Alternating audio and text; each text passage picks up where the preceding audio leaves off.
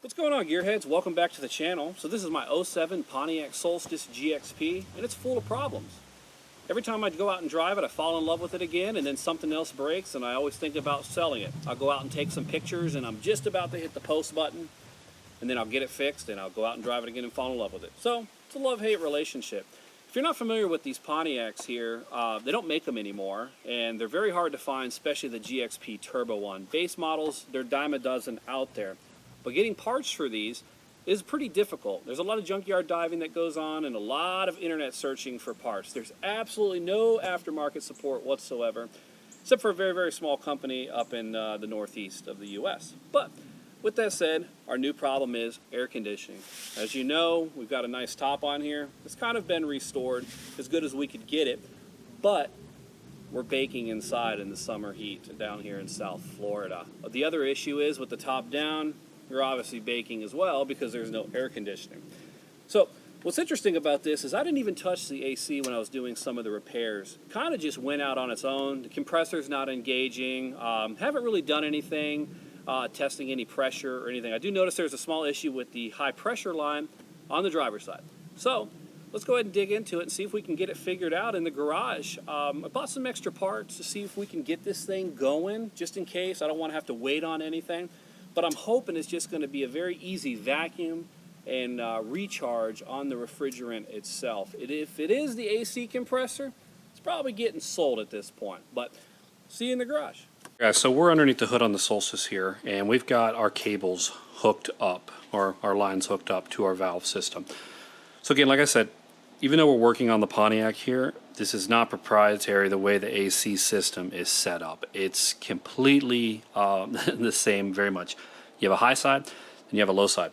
So for your high side line, typically there's going to be a cover here, and this is where our leak is. Typically this is going to be marked as either H or L. So because we're going for the high, you're going to pull this back on your valve system, okay, and you're going to push down on that line there and make sure it gets a good connection down on the line. So we have our L valve here for our low side. You're going to come in on the passenger side, going to make sure your valve is shut, and you're going to push it right here. This is typically where you would recharge the system, but we're going to get to that eventually. So that's going to click on there. You connected your low pressure.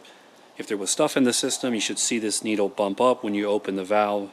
Same thing on the other end as well. So you can go to the like an automotive center, whoever you have in the area. They'll typically pull the refrigerant out of your vehicle for a small price or free.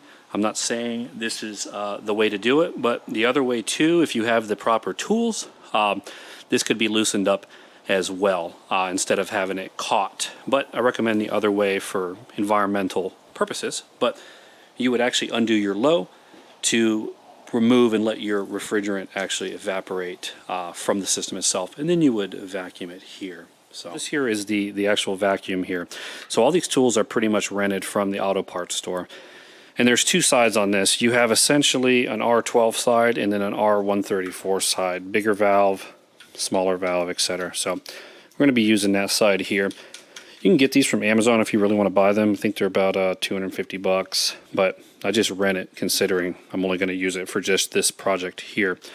And then for down here, you actually got to put oil in these things. So it needs to be level in the middle here. Right now it's sub needs to actually be added. So we're going to add some oil to that really quick, and then we're going to get the yellow auxiliary line from our gauges hooked onto this, and let's get the system vacuumed out so we can pull that off. All right, so the vacuum's pretty much all taken care of here. All the oil's done. So I know I talked about one side being R12 and then the other side being the R134. Looking through the box here in the rental tools, they're missing some lines. So for this demonstration, we can just use the upper side. So you're going to connect that. I did go ahead and test it, as you can see here. I do have vacuum. Make sure that's closed. All right, so from here you can actually see we got the vacuum pump going, and it's starting to vacuum out. So you want it to be around 29, 30, depending on where it is. If it doesn't hold, you have a leak. Obviously, I have a leak. So we're going to pull everything out just to make sure there's nothing other issues, and then we're going to jump into replacing that valve. I just want to make sure and double check on anything, especially for those who aren't replacing the valve like me. You can get a general idea of the vacuuming process there.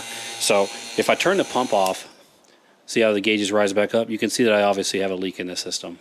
But let's just keep going. just to check. So you're going to do this for about 20-30 minutes. We're going to go ahead and actually close this from the high side. You're going to leave the low side connected for now, for what it is.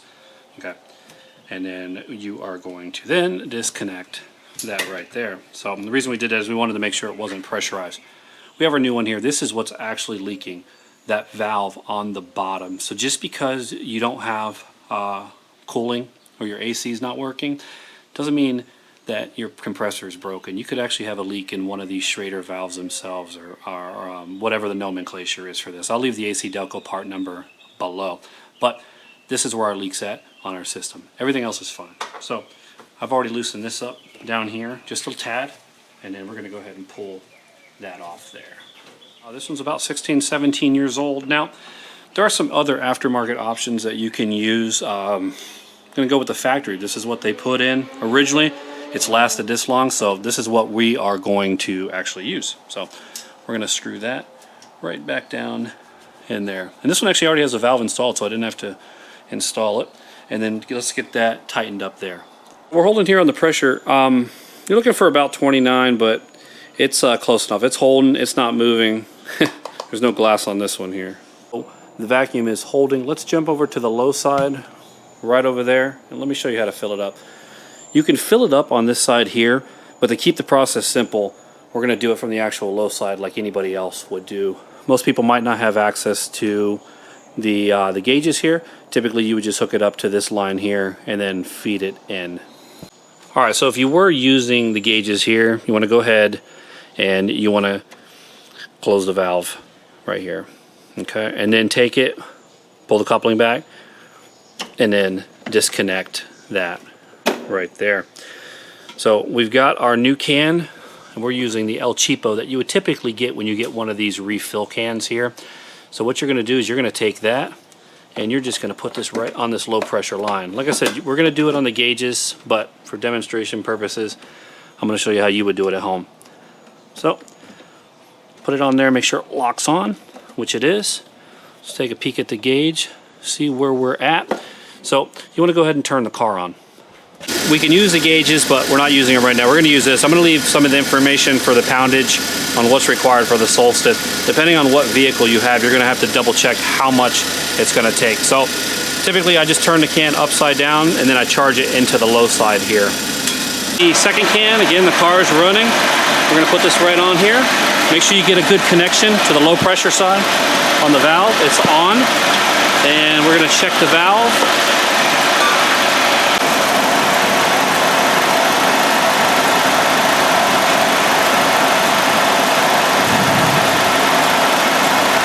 But as you can see here, we've got about 40 PSI in here. Now we did use the cheapo gauge on the low side instead of actually filling up through here. It was about 1.5 cans for the Solstice. So let's add just a tad more because we should be about getting a little closer to 45. So let's add that and then we'll recap on everything.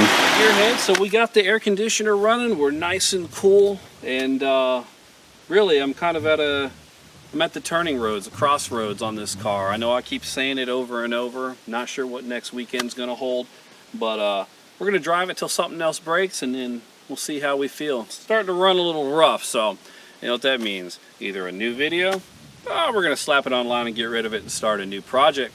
See you next time.